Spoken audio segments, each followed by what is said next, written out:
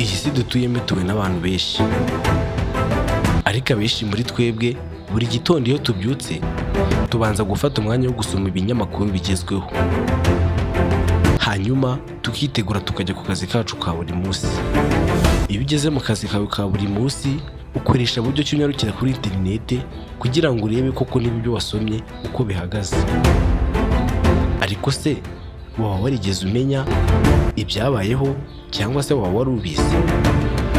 Murakoze, iki ni ikiganiro cyacu muri kugezwaho nanjye DTIC. Ahagana mu binyejana bya kera, nyuma y'ipfa rya Yesu Kristo, habayeho icyo bita intambara y'isi ya mbere. Iyi ntambara y'isi ya mbere wakibaza ati yatangiye ute, byagenze ute, byari byifashe ute?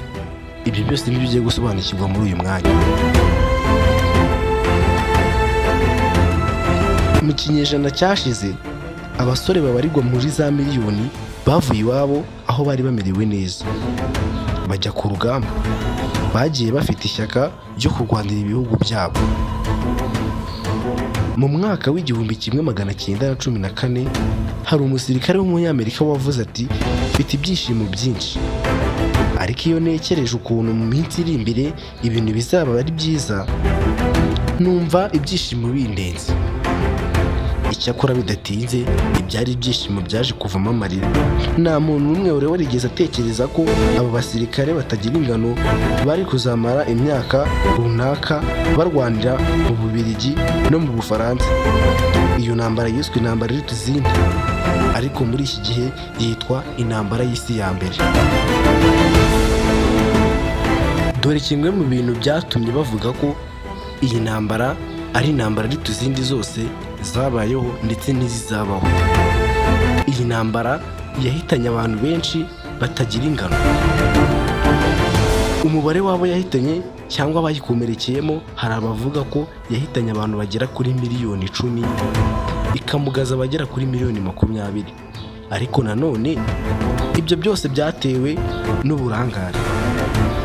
Abakuru b'ibihugu by'i Burayi bananiwe guhagarika ubwumvikane buke bwari hagati y'ibihugu byabo kugira ngo budafata indi ntera bugateza amakimbirane ku isi hose. Ariko ikintu gikomeye kurushaho ni uko iyo ntambara yasigiye abatuye isi ibikomere, kuko yahinduye isi ku buryo ingaruka zayo zikitugeraho na n'ubu. Intambara y'isi ya mbere yatewe no kubara nabi, dore ko bavuga ko abayobozi b'ibihugu by'u Burayi bari bameze nk'impumyi zagendaga muri icyo gihe cy'amahoro cyo mu mpeshyi yo mu mwaka w'1914, maze zigasatira kuri kabutindi zitabizi. The fall of the dynasties, the collapse of the old order mu 1905 kugeza mu 1922. Mu gihe cy'ibyumweru bike, iyicwa ry'igikomangoma cyo muri Otirishiya ryatumye ibihugu by'i Burayi bikomeye byose byinjira mu ntambara bitifuzaga. Nyuma y'iminsi mike iyo ntambara itangiye, umutegetsi w'Ubudage twagereranya na minisitiri w'intebe wariho icyo gihe byaramubabaje. Baramubaza bati ibi byose byatangiye bite? Yabasubije ababaye agira ati yewe, iyo nibura hagira umenya ibyo uko byari kuzagenda. Abayobozi bafashe imyanzuro iteje akaga yatumye iyo ntambara irota. Ntibari bazi ko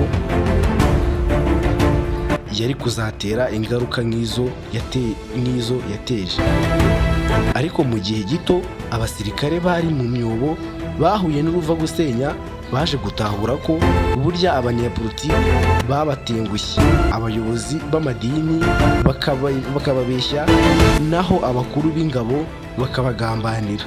Mu buhe buryo? Abanyapolitiki basezeranyije ko iyo ntambara yari kubugurira inzira igana mu isi nshya kandi nziza kurushaho. Wa mutegetsi wo mu Budage wavuzwe haruguru yagize ati turimo turarwanirira imbuto z'amahoro.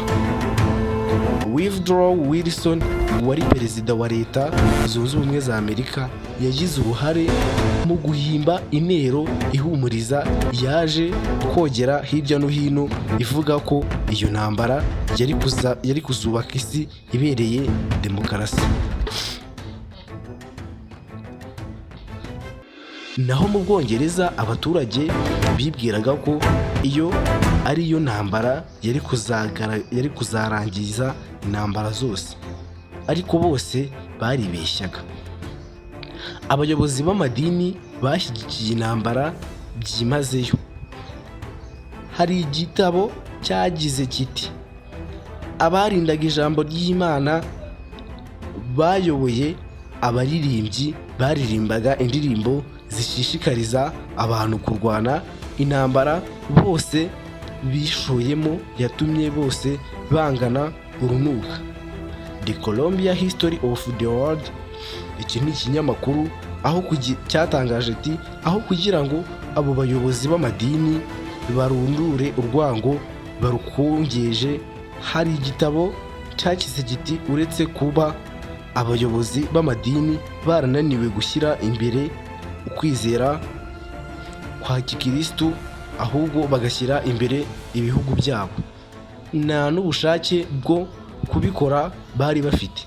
Abenshi muri bo banze kwigora, bumvikanisha ko kuba umukristo bijyana no guhunda igihugu. Abasirikare bo mu madini yose yiyita aya gikristo batewe inkunga yo kwicana mu izina ry'umukiza wabo, A History of Christian, aho bitaga nyine urugamba rwo kurwanira ubutagatifu bwabo.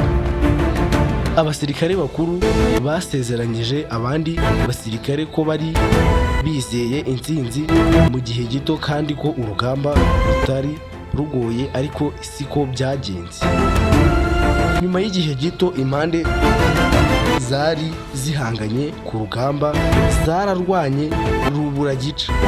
Nyuma yaho abasirikare babarirwa muri za miliyoni bahuye n'icyo umuhanga w'by'amateka yise ibihe bikomeye kurusha ibindi, kandi birangwa n'ubugome abantu bahuye nabyo bikabatera ibikomere ku mibiri no mu bwenge. Nubwo abasirikare bapfaga ari benshi, abakuru babo bakomeje kubahatira kwiroha ku birindiro bizitiwe na senyenge no mu rufaya rw'amasasu. Ntibitangaje rero kuba abasirikare bo hirya no hino ku isi barageze aho bakabigomekaho.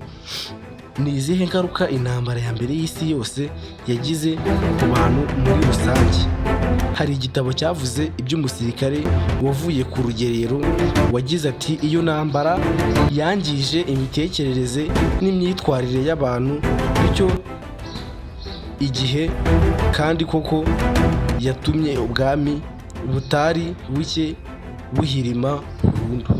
Niyo yabimburiye ikinyejana cyamenetsemo amaraso menshi kurusha ibindi byose mu mateka y'abantu. Kuva icyo gihe abantu babona ko impinduramatwara n'imyigaragambyo ari ibintu bisanzwe.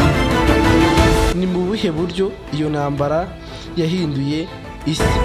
Ese twavuga ko yari nk'impanuka ikomeye gusa, kandi ese hari icyo ibisubizo by'ibyo bibazo bidihishurira kubera birebana n'igihe kizaza? Rero muri makeya twavuga ko iyo ntambara ikintu yerekanaga abenshi mu basigayeho mu bayirokotse, yaberetse uko isi izaba imeze, kandi kuko biragaragara ko naho intambara zagiye, aho ibihugu bihora bihanganye buri munsi twumva intambara, twumva inkomere. Rero iyo ntambara y'isi ya mbere niyo ntambara yabayeho yabimburiye izindi ntambara zose ziteye ubwoba zabayeho muri iyi si, aho yakomerekeyemo abantu benshi, haburiyemo imiryango myinshi, kandi n'ubu ni intambara tukiga mu mateka, kuko ni nayo yabimburiye izi ntambara zose turi kubona muri iyi minsi. Hari n'abagifitanye amakimbirane akomoka ku ntambara y'isi ya mbere bitewe n'ibyayibereyemo n'amakimbirane yayibereyemo. n'ingaruka zabayeho nyuma y'intambara y'isi ya kabiri aho ibihugu bitongeye kugira ubwumvikane buzima, akaba aribyo basigaye bitwaza bateza izindi ntambara muri iyi si. Rero ibiganiro byacu nakagaruka, turabashimiye mwe mwakomeje kudukurikirana, tunabashishikariza gukomeza gukora subscribe kuri YouTube channel yitwa Ijambo ry'igihe cyose 250, kandi tugitegereje tunabaha izindi pati z'ibindi biganiro. N'iki kiganiro gifite pati abenshi bakomeje kutubaza ku ntambara y'isi ya kabiri, nayo bidatinze ku munsi w'ejo niyo tuzakurikizaho tubakorera. Murakoze, njye twabanaganira Dita isi.